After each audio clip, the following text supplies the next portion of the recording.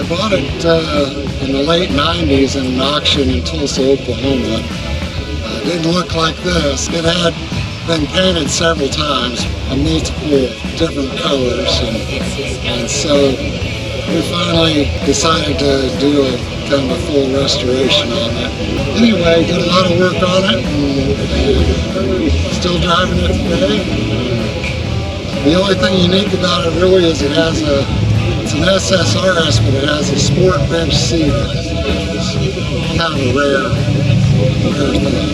Well, we kind of started small, thinking we'd just do a few little things, and then one thing led to another, found damage, and the next thing we knew, the whole thing was in parts. You know, the more you take off, the more you find, and that's kind of what happened to us.